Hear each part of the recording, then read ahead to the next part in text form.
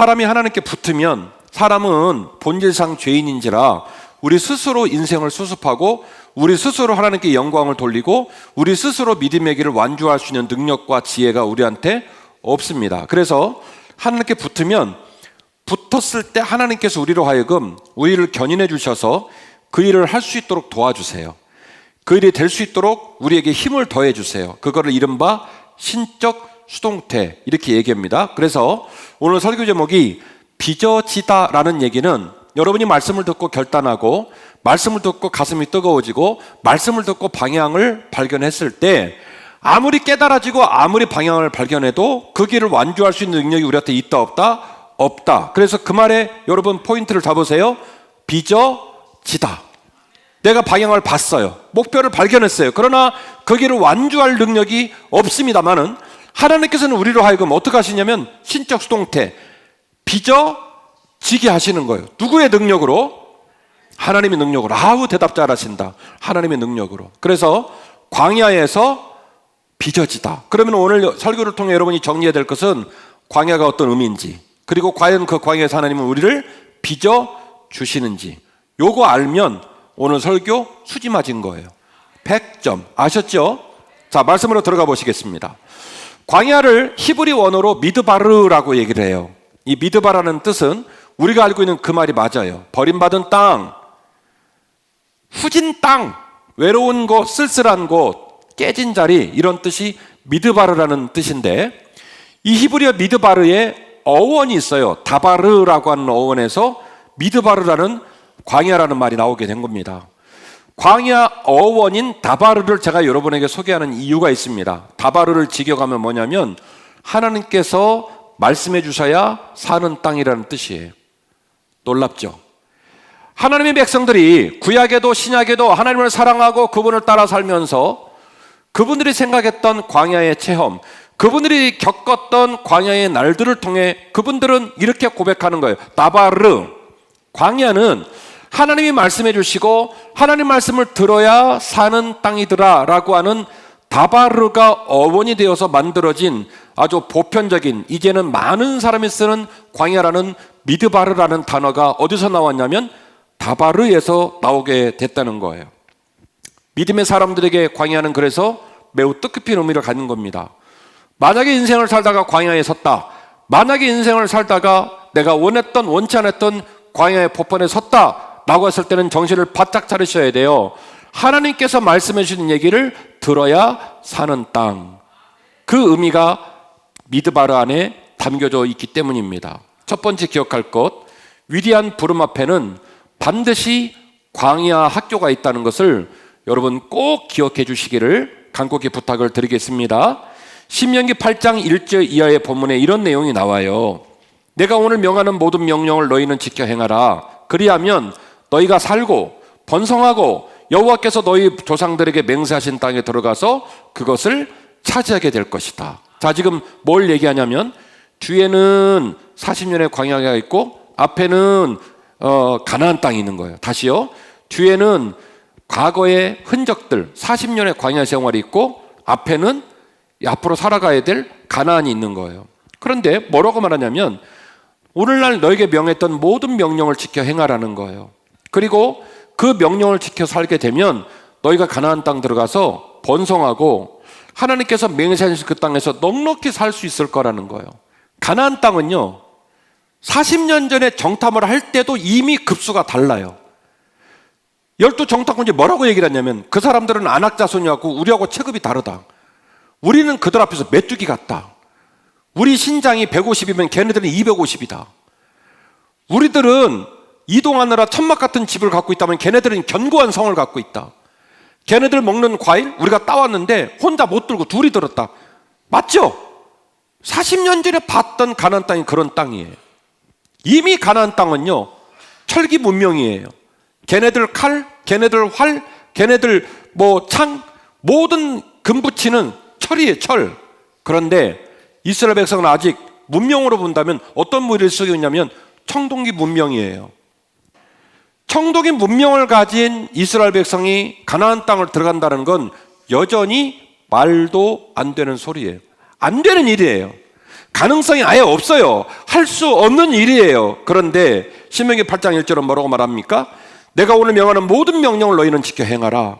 그리하면 너희가 살고 너희가 번성하고 여호와께서 너희 조상들에게 맹세하신 땅에 들어가 그 땅을 어떻게 할 것이다? 차지할 것이다. 이렇게 얘기를 하는 거예요. 무슨 근거로 이런 말을 할까? 이스라엘 백성들은 지금 무기로 봐도 모든 역학적 관계를 봐도 그 땅 들어가면요 화약 짊어지고 불구덩이 들어가는 거예요. 미친 인간들이에요. 죽으려고 작정한 사람들이에요. 단체로 죽으려고 맘먹지 않으면 그런 말 못합니다. 그런데 신명기 8장 1절에서 들어가라는 거예요. 2절이죠. 내 하나님 여호와께서 이 40년 동안에 내게 광야길을 걷게 하신 것을 어떡하라? 기억하라. 이는 너를 낮추시며 너를 시험하사 너의 마음이 어떠한지 그 명령을 지키는지 지키지 않는지 알려 하심이라.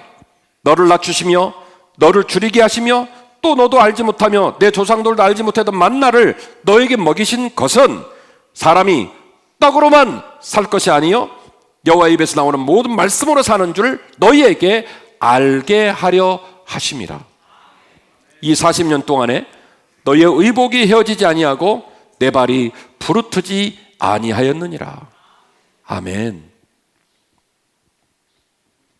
자, 가나안 땅 들어가래요. 그런데 군사적인 모습으로 보거나 무기를 보거나 환경으로 보거나 된다 안 된다 안 된다. 그런데 들어가라고 말한 이유를 오늘 이렇게 설명을 합니다. 지난 40년 동안의 삶을 기억해보면 너희들은 들어갈 수 있다는 걸 안다. 왠지 아니? 지난 40년 동안 하나님께서 의도적으로 너희를 미드바르 어디로 끌고 가셨고 광야로 끌고 가셨고 거기서 뭘 가르치셨고 겸손을 가르치셨고 내가 너희를 먹이는지 내가 너희를 지키는지 몸소 알게 하셨느니라. 과거에 너희는 하나님을 머리로 알고 지식으로 알고 소리로 들어서 알았는지 모르겠지만 너희는 40년 동안 하나님을 몸으로 친히 배웠다. 그래서 하나님께서 너희에게 겸손을 가르쳤고 그래서 하나님께서 광야에서 너희를 지킨다는 것을 너희 마음 가운데 너희 인생 가운데 증거로 남겼다. 그리고 그 증거가 너에게 있으니 그 하나님의 약속을 믿고 어디로 들어가라? 가나안으로 들어가라. 이 얘기를 하고 있는 거예요. 그래서 그 유명한 말씀이 나오는 겁니다. 사람은 떡으로만 사는 게 아니라 여호와의 말씀으로 산다.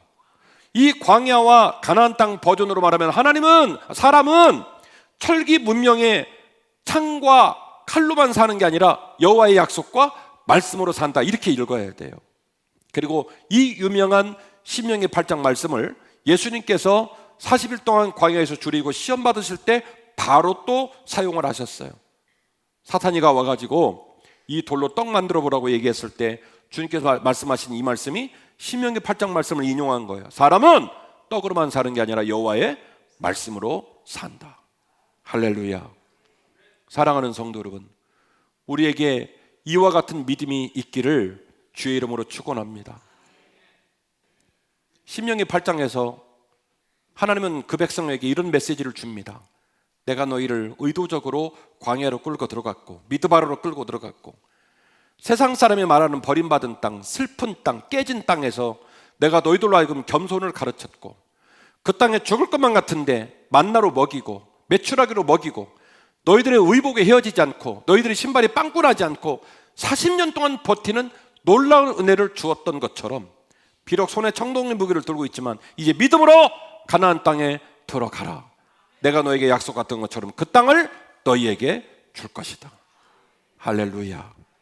결국 그 약속을 따라 가나안 땅을 들어가서 모든 이스라엘 백성들이 그 땅의 주인 되는 기적을 경험하게 된 거예요. 사랑하는 한빛가족 여러분, 저는 여러분이 슬프면 슬퍼서 마음이 짠하고 너무 예쁘게 챙겨 입고 있으면 또 그 모습 보면서 또 짠해요. 얼마나 힘주고 왔을까 싶어가지고. 사람은 약하고 어려울수록 동물들이 왜 무서운 맹수를 만나면 몸을 샥 이렇게 하잖아요. 나 건들지 말라고. 동물만 그러냐? 우리도 그래요. 예. 온몸에다 힘을 주고, 예. 나 괜찮다고. 근데 속은 푸석푸석거리거든요. 하나님 아버지께서 오늘 예배하는 우리들의 마음 가운데 어떤 눈물이 있는지 어떤 아픔이 있는지 다 아실 줄로 믿습니다. 제가 지금 설교하는데 그렇게 보고 싶어 했던 부부가 있어요. 그래서 막 지금 가슴이 벌렁벌렁해요.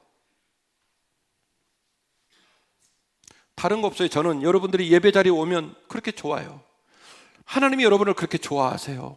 그리고 앞으로 나아갈 가나안 땅, 만만치 않은 땅이지만 하나님께서 몸된 교회에서 예배하고 기도하고 그리고 믿음으로 걸어가는 노정을 통해서 그 땅을 차지하고 그 땅을 들어갈 수 있는 선물을 주실 줄로 믿습니다. 출애굽기 3장 1절에서 4절 말씀 보시면 모세 얘기가 나오거든요. 모세가 이집트에 왕자로 40년 보냈잖아요. 그리고 나가가지고 광야에서 광야 전문가로 40년을 지내요. 모세는 자기가 왜 그러는지 모르는 거예요. 엉망진창이 된 거예요. 왕자를 시켜놨으면 왕자로 매듭을 짓게 하든지. 근데 왕자로 40년이나 살았는데 동족을 살해하는 그 일에 연루가 돼가지고 인생을 완전히 그냥 접어버려가지고 그냥 광야로 내동댕이 쳐진 거예요. 그 광야에 들어가가지고 또 40년을 광야를 헤매고 다닌 거예요. 총량을 채웠죠. 왕자로 40년, 광야에서 40년.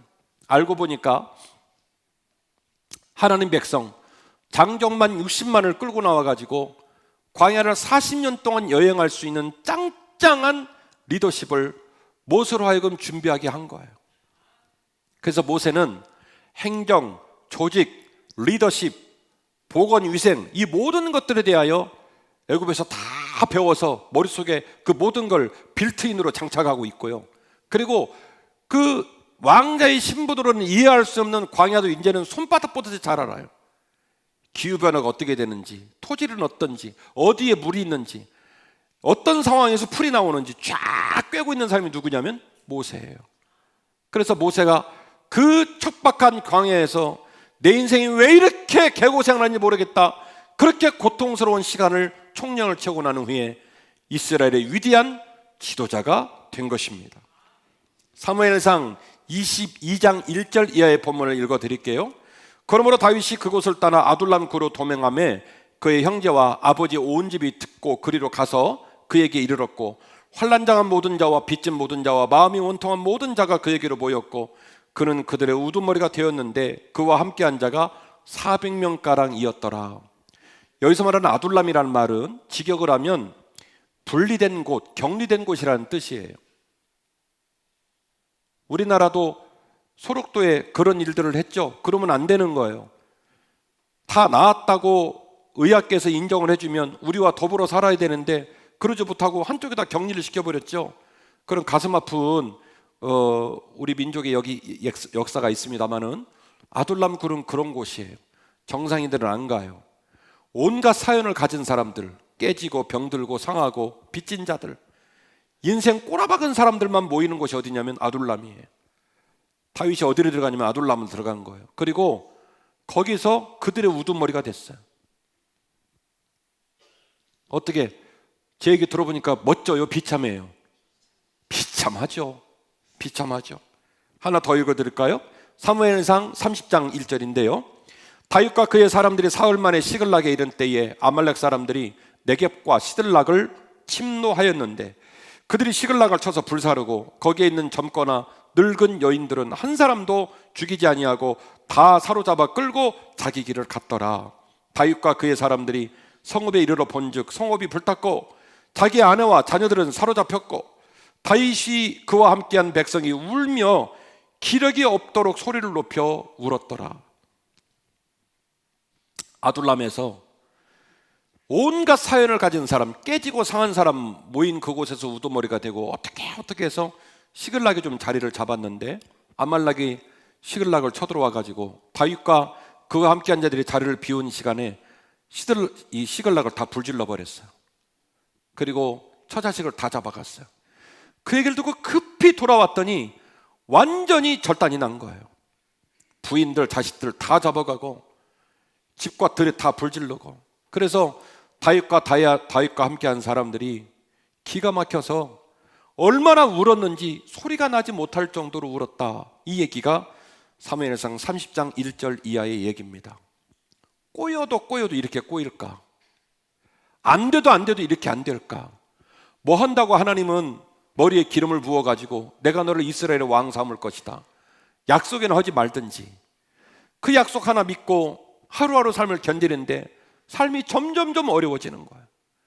아둘람 굴로 도망가고 시글락의 자리를 잡았는데 거기다 불 질러갖고 절단이 나고, 그런데 다윗은 버티고 또 버티는 거예요.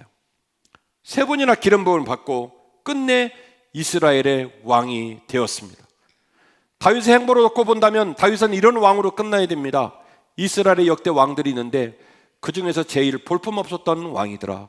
간당간당 왕이 되었고 겨우겨우 왕을 했더라. 이렇게 끝나야 되거든요. 그런데 다윗은 이스라엘의 역대 왕 중에 가장 존경받는 성군 중 성군으로 빛이 나기 시작했습니다. 왜 그랬을까? 백성들을 돌볼 때도 정치를 할 때도 어쩌면 그렇게 너른 가슴으로 정치를 했을까? 여러분, 요압 장군이 북이스라엘의 아브넬하고 싸우는 일련의 일들을 통해서 계속 충돌 일변도로 갈 때도 그 모든 걸 봉합하는 결정을 누가 내리냐면 다윗이 내리거든요. 생각이 달라요. 품도 다르고 깊이도 달라요. 그 어마어마한 인격과 리더십이 어디서 배태가 된 거냐면 개고생했던 광야의 연단의 시간을 통해서, 광야의 학교를 통해서 다윗이 명품으로 빚어지게 되었다는 것입니다. 열왕기상 19장 1절 의 말씀을 보시면 여러분 잘 아시는 것처럼 로뎀나무 아래에 있는 엘리야 얘기가 나옵니다. 제가 이전에 설교를 했기 때문에 빠르게 말씀을 드립니다마는 천사가 와서 숯불에 구운 떡하고 물을 먹이거든요. 그 물을 먹고 일어났다 못 일어났다. 여러분은 까먹는 재주가 있으시죠? 일어났다 못 일어났다. 못 일어났다. 그걸 먹고 다시 잠이 든지라. 그 천사가 또 와요. 또 와서 주물러주고 마사지 해주고 일어나거라. 네가 가야 할 사명의 길이 뭔데 네가 그 길을 못 갈까 하노라. 그래서 천사가 계속 와서 언제까지 못 일어나니까 언제까지? 일어날 때까지. 많은 신자와 많은 교회의 관계자들이 로뎀나무를 오해하는 이유는 교회마다 로뎀나무가 있어서 문제예요. 교회 카페 보면 거의 다 로뎀나무예요. 우리는 쉴만한 물가지만 가보면 인테리어를 또 로뎀나무를 만들어 놨어. 멋있는 나무가 있고 막 풀이 그 잎사귀가 푸르고 거기에는 막 과실이 있고 물이 흘러내려가고 막 이런 느낌이거든요. 근데 엘리야가 겪었던 로뎀나무는 그런 나무가 아니요. 흰 쌀이 빗자루. 우리 옛날에 새벽송이 울렸네 기억나시죠? 그 쌀이비. 풀도 아니고 나무도 아니고 그늘도 없는 로뎀나무에 물이 있었다 없었다? 없었다. 그래서 무슨 표현이 나오면 물 한 병이라는 표현이 나오는 거예요. 물은 무슨 물이 있어요? 거기가 어디냐? 로뎀나무가 광야 한복판이에요. 딱 봐도 죽기 딱 좋은 환경이 딱 죽었으면 하는 환경인 거예요. 나무라고 비리비리한 그냥 그늘도 못 마누는 나무가 있는 거기에 가서 로뎀나무가 그런 나무예요. 그러니까 여러분이 교회들이 만들어 놓은 로뎀나무를 보면서 오해를 하는 거예요. 그 로뎀나무가 그렇게 안 생겼어요. 아름드리 나무도 아니고 졸졸 흘러내리는 시냇물도 없어요. 그냥 로뎀나무는요 광야의 흰 쌀이 빗자루 나무예요. 척박한 땅, 물 한 모금이 없는 땅. 가서 보니까 자기 신세가 얼마나 한심한지, 그래 깨끗이 죽는 게 낫겠다 싶은 거예요. 그래서 엘리야가 뭐라고 기도해야 되냐면 하나님 여기가 좋사오니. 무슨 얘기예요? 무덤으로 딱 안성맞춤이 오니 생을 끝나기가 딱 좋으니 그만합시다. 여기서 그냥 각죽어볼랍니다. 그렇게 기도를 한 거예요. 그 버림받은 땅에 하나님이 천사를 보내셔서 그냥 또 싱거울까 봐 숯불에 구워가지고 숯불에 구운 떡을 먹이고, 그리고 물 한 병을 먹이고, 못 일어나고 자니까 또다시 오셔서 일어나 깨우고, 하나님께서 로뎀나무에서 그렇게 울고 있는 엘리야가 너무 안쓰러워서 그렇게 안아주셔서 일으켜 세워주셨다는 것이죠. 누가복음 4장 1절 이하에서는 우리 예수님마저도 공생애를 시작하시기 전에 40일 동안 광야에서 깊이 주림을 경험하고 그리고 사역을 감당했던 얘기가 나옵니다. 어때요? 지금 구약부터 신약에 이르기까지 모든 민족, 모든 인물들이 멋지게 쓰임받을 때 항상 어디를 통과했다? 광야를 통과했다. 이것을 여러분과 함께 나누게 되었습니다.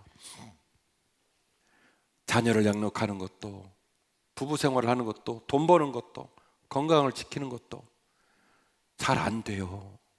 그래서 때로는 우리는 어떨 때 로뎀나무 밑에 있는 엘리야처럼 하나님 여기가 딱 좋네요. 고만하랍니다. 그렇게 나도 모르게 입 밖으로 튀어나온단 말이에요. 여러분 병이 깊어지면요 죽고 싶어요. 여러분들하고는 말을 안 나눴지만 저는 성도들하고 그런 얘기를 가끔씩 나눠요. 병이 너무 사람을 괴롭히면요 그 병과 싸우며 사는 게 너무 힘이 드니까 제가 신방을 가거나 전화를 하면 주저함이 없이 그분이 뭐라고 하는 줄 아십니까? 목사님 차라리 죽었으면 좋겠어요. 그렇게 얘기가 나온단 말이에요. 살아계신데 사는 게 쉬워요? 아니란 말이에요. 그래서 오늘 제가 여러분에게 소개한 그 여러 가지의 광야들이 우리들에게 있다 할지라도 그 광야에서 시종일관 주고 있는 메시지가 오늘 이 아침에 우리 마음에 담겨지기를 주의 이름으로 축원합니다. 저는 젊었을 때 기도를 그렇게 했어요. 하나님, 제 인생은 안 무거웠으면 좋겠어요. 제 인생은 너무 어렵지 않았으면 좋겠어요. 그렇게 기도했거든요. 왜냐하면 무거운 인생을 견딜 자신이 없었어요. 그런데 목회를 한 25년 하고 내린 결론은 살아보니까 인생이 원래 무거운 거더라고요. 부흥 강사들이 와가지고 여러분들 앞에 막 설교할 때 뭐 들어와도 복 나가도 복 떡반죽 그래요. 복 불어 복 그러는데 여러분 그거 가짜 복음이에요. 인생은요 가볍지 않아요. 가볍다고 말하는 사람은 사기치는 거예요. 인생은 원래 무거운 거예요. 창세기에서 아담과 하와에게 얘기했던 것도 너희들이 범죄함으로 말미암아 너희들의 인생은 오늘 이후로 죽기까지 무거울 것이다. 맞아요, 안 맞아요? 하나님 그 얘기 하신 거예요. 원래 인생이 무거워요. 그래서 성경에 나오는 말씀으로 제가 여러분에게 항상 기도해 드리지 않습니까? 제 기도가 바뀐 게 그 내용이에요. 하나님, 연약한 무릎에 힘을 더하여 주십시오. 피곤한 손에 하나님 붙잡아 주셔서 그들의 피곤한 손이 힘을 얻도록 도와주십시오. 왜냐하면 인생이 원래 무겁기 때문에, 인생이 원래 풀기 어려운 숙제이기 때문에, 그래서 인생이 쉬워지기를 기대하는 건 어린아이들의 생각이고, 온전한 믿음을 가진 사람은 무거워서 무릎이 흔들흔들거릴 때 하나님 나의 무릎을 강하게 하옵소서. 너무 오랫동안 들고 있어서 손이 힘이 들 때 하나님, 이 피곤한 손에 하나님의 손이 깃들어서 제가 이 일을 감당할 수 있도록 도와주옵소서. 제 기도가 바뀐 거예요. 광야 같은 우리의 인생, 하나님께서 우리를 도우셔서 저도 여러분도 우리의 무릎을 강하게 하시고 우리의 피곤한 손을 붙잡아 주셔서 믿음으로 이기는 역사가 있기를 주의 이름으로 축원합니다. 같이 하십시다. 인생 광야 학교에서 반드시 주님을 만나야 합니다. 아멘. 여러분, 성경에 나오는 놀라운 기적 중에 신기한 기적이 오병이어의 기적이에요. 떡 5덩어리 물고기 2마리로 5,000명 먹이고 12광줄이 남은 내용이에요. 기억나시죠? 마태복음 14장, 마가복음 6장, 누가복음 9장, 요한복음 6장의 이야기가 나오는데요, 이 이야기를 기록하는 가운데서 우리가 주목해야 될 단어들이 있습니다. 제가 열거해 드릴게요. 저녁, 때가 저물어, 날이 저물어, 이런 말이에요. 이 요한복음 6장을 보니까 오병이의 기적 사건이 이루어진 곳은 디베라 바닷가의 맞은편입니다. 위치로 보면 광야는 아니에요. 그런데 이들의 지금 상황이 마치 광야와 진배 없는 상황에 놓이게 된 거예요. 때가 저물었어요. 날이 저물었어요. 저녁이 되고 말았어요. 그래서 많은 사람들이 줄여 있게 되었습니다. 제자들이 말합니다. 주님, 200데나리온이 있어도 먹일까 말까 하니 주님 이상한 생각하지 마시고 그냥 보냅시다. 집으로 가라고. 가서 각자 알아서 해결해라고. 근데 주님 말씀하시는 거예요. 이들이 줄여 있고 이들이 곤고한 가운데 있는 나는 절대로 이들을 빈손으로 집에 보내지 않을 것이다. 이들을 먹이고 이들을 만족해하고 내가 이들을 집으로 보낼 것이다. 그렇게 해서 먹이신 사건이 오병이어의 기적 사건이에요. 그리고 오늘 우리가 마가복음 8장 말씀을 읽으셨는데 마가복음 8장 사건은 칠병이어의 기적 사건이에요. 보리떡 7덩어리, 물고기 2마리로 4,000명을 먹이고 7광줄이 남은 사건입니다. 그런데 이 오늘 본문의 말씀의 내용을 보면 이렇게 얘기가 진행이 되죠. 3절 말씀 보면 만일 내가 그들을 굶겨 집으로 보내면 길에서 기진하리냐 그 중에는 멀리 온 사람도 있다. 4절 제자들이 대답합니다. 주님, 이 광야 어디에서 떡을 얻어서 이 사람들을 배부르게 할 수가 있겠습니까? 마가복음 8장 앞에 보면 두로와 시돈 그리고 수르보니교인 이야기, 데가볼리. 그래서 이 노정을 보니까 3일 길을 주님의 사역을 따라 사람들이 쭉 쫓아오다가 어디까지 와버렸냐면 광야까지 와버린 거예요. 이들은 줄여 있다. 그리고 내가 만일 이들을 무책임하게 돌려보내면 이들 중에는 멀리서 온 사람도 있으니 며칠이나 걸렸어요? 3일이나 걸렸어요. 집에 가다가 기진할까 하노라. 나는 이들을 빈손으로 보낼 수 없다. 제자들은 어떻게 하라? 빈손으로 보내라. 주님은 뭐라고요? 못 보낸다 이 얘기예요. 못 보낸다. 제가 오늘 이 아침에 여러분에게 말하고 싶은 얘기는 그거예요. 우리는 어리석은 인간이라 오병이어, 칠병이어 기적사건은요 숫자에 굉장히 집착을 해요. 물고기 2마리 떡 5덩어리, 물고기 2마리 떡 7개, 4,000명, 5,000명, 12광주리, 7광주리 막 이런 것에 집중을 해요. 근데 주님은 우리에게 주는 메시지가 그게 아니라 광야라 할지라도 날이 저물었다 할지라도 저녁이 됐다 할지라도 여전히 내가 너희와 함께 있다. 이걸 말씀하시는 거예요. 제자들은 주님이 함께 있는데도 그걸 인지를 못해요. 주님과 함께 있는데도 그거를 신뢰하지 않아요. 그래서 갈릴리 바다를 넘어가다가 광풍이 불었을 때 주님의 배에서 주무시고 계시는데도 주님을 깨우지 않았다고 주님이 그걸 지적을 하는 겁니다. 내가 이 배에 있거늘 너희는 나를 깨웠다 안 깨웠다? 안 깨웠다 이거 아닙니까? 같은 맥락의 얘기입니다. 오병이어의 기적사건과 칠병이어의 기적사건들을 우리는 항상 숫자에 몰입하고 그 숫자를 중심으로 사건을 기억합니다마는 주님의 입장에서는 오병이어 기적이나 칠병이어 기적이나 그게 그거예요. 그게 중요한 게 아니에요. 너희들이 살다가 광야에 섰다 할지라도 너희들이 살다가 몸이 아프다 할지라도 너희들이 살다가 어려운 간에 놓여 있다 할지라도 그곳에 내가 너희와 함께 있다는 걸 기억해라. 제자들은 빈손으로 보내려고 말하지만 나는 너희들을 절대로 빈손으로 못 보낸다. 나 사랑하고 나 믿고 나 따라오다가 배가 고팠는데 나랑 함께 있다가 줄였는데 어떻게 내가 너희들을 빈손으로 보내겠냐. 그래서 주님은 오병이어 기적사건 때도 사람들은 오병이어 기적사건이래, 사람들은 칠병이어 기적사건이네, 언어가 그렇게 달라요. 그렇게 말하지만 주님은 그게 아니고 주님 입장은 오병이어가 중요한 게 아니라 칠병이어가 중요한 게 아니라 내 백성이 줄였다 이게 중요한 거예요. 주님은 그 백성을 책임지고 먹이고 돌보는 분이시기 때문에 그렇습니다. 설교를 마칩니다. 광야에서 명품으로 빚어지는 삶을 위해서 우리는 남은 삶을 기도하면서 살아가야 할 줄로 믿습니다. 우리가 인생을 살면서 느끼는 것은요, 우리 인생이 원치 않는 시기에 광야에 설 때가 많다는 사실이에요. 또한 그 광야에서 깨닫는 것은 결국 이 광야에서 진짜로 나를 돌볼 수 있는 분은 주님밖에 없다는 것을 몸소 깨닫게 됩니다. 삶이 불안하고 어려우니까 우리는 그 불안함을 이기기 위해서 뭔가 장치를 많이 만들어요.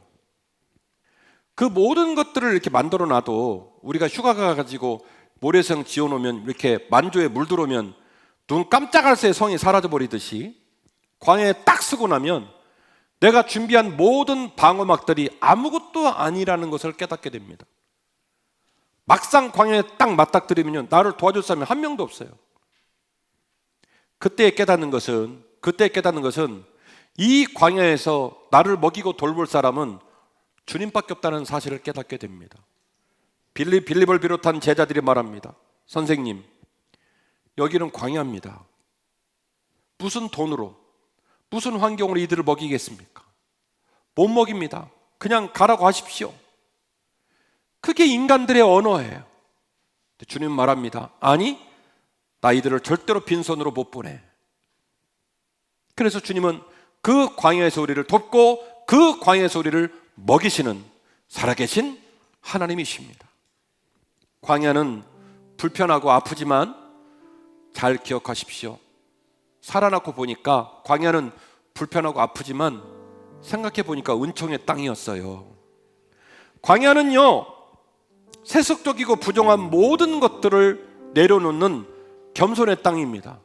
광야 가보니까 그때서야 알아요. 내가 너무 목에 힘줬구나.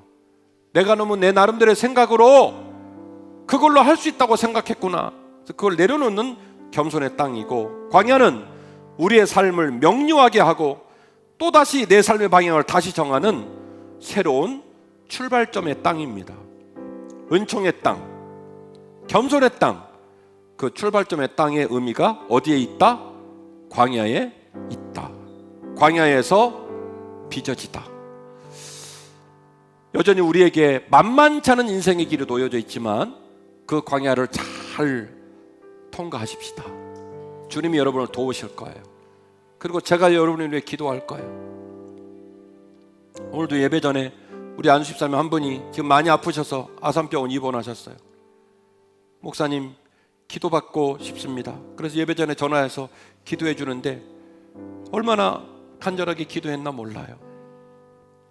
하나님께서 여러분을 지키셔야 합니다. 건강도, 자녀도, 물질도, 기업도, 여러분의 인생의 모든 마지막 날까지의 삶을 하나님이 지키셔야 합니다. 비록 비바람이 몰아치고 쓸쓸한 땅이 광야지만 여러분 용기를 내십시오. 우리 주님이 여러분의 연약한 무릎을 강하게 하시고 여러분의 피곤한 손을 붙잡아 주시고, 아들아, 딸아, 나랑 같이 가자. 네가 기진하여 네가 걸어갈 길을 못 걸을까 하니 너 나랑 같이 가자. 그렇게 이끌어주는 은혜를 따라 광야를 잘 완주하시는 저와 여러분 되었으면 좋겠습니다.